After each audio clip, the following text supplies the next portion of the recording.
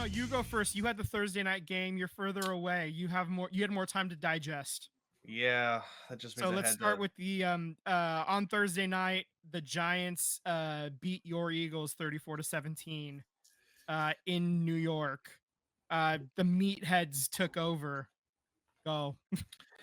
Yeah, I mean, Cam and Jackson Dart, they did their thing, man. I can't be upset with that.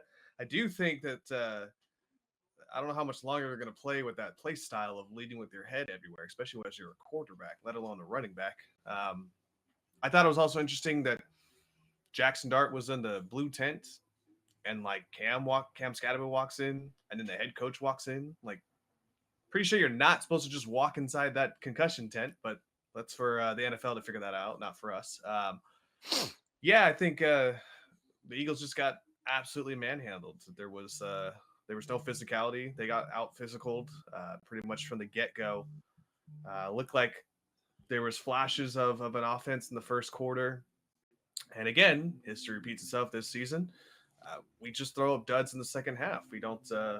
It's like our offensive coordinator does not know how to adjust for second half defenses. So, which is funny because they mostly ran man concept when it came to the offense, and usually Jalen Hurts is pretty good about man. It's probably one of his strong suits as far as dissecting a defense, and he just couldn't do it. And actually, when they ran a little bit of zone, that's when he actually did better than this game. So go figure. There was a play in particular. I do want to touch base on Jalen Hurts' interception. He's almost went a full calendar year without throwing another interception. So I'm not going to be upset about that. I am upset that it was a zero blitz, which means that there's no help from the safety, and that safety came down and AJ Brown was wide open. I do think that's on Jalen Hurts to understand that it's a zero blitz. You've got about 9 guys in the box. Teams been doing this all season where they'll stack the box and try and trick Jalen to think that's either going to be a whole blitz out or, we're going to fall back.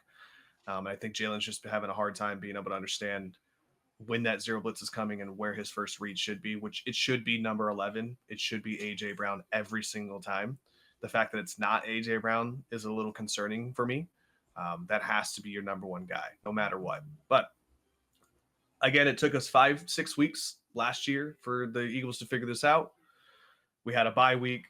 They had a kumbaya. Things came together. So there's plenty of time to turn this around. I said that the season, you probably have to get 12 wins to be competitive in the East right now.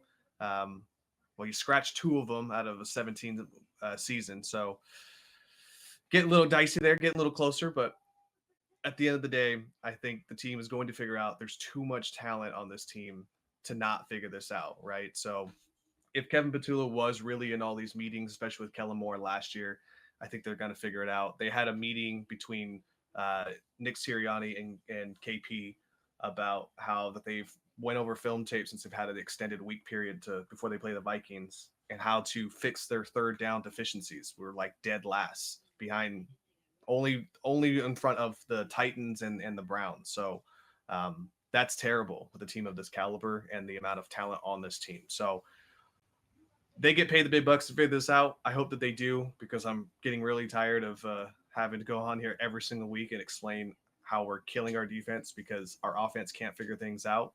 When you're out there for 30 seconds and then you punt it away, it's not helping your defense out. And it's showed its ugly head twice now in 2 weeks. So I think they'll figure it out. They got the Vikings. It would be one hell of a media storm if we lose to Carson Wentz and the Vikings, especially in Philadelphia. So not looking forward to that, if that should be the fruition. But I think the team will get this turned around here. They have to. And, we're going to probably get some guys back. Quinyon Mitchell was out, got hurt earlier in the game. Should be good to go against the Vikings.